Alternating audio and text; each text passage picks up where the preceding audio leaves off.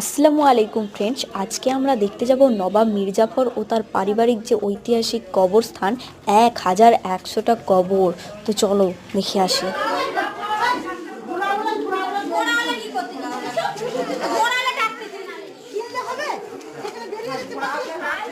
এখানে মোট 1100টা কবর রয়েছে, আর সেগুলি তোমাদেরকে দেখাবো আমি ভিডিওতে ক্যাপচার করে। তো চলো তোমরা দেখতে থাকো।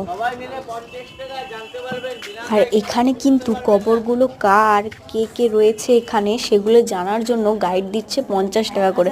তো আমাদের জানার দরকার নেই, আমাদের অনেক বুদ্ধি আছে, আমরা নাম দেখে দেখে বুঝে যাব যে কার কবর কোনটা। তাই আমাদের কোনো গাইডের দরকার নেই, আমরা এমনিতেই বুঝে যাই।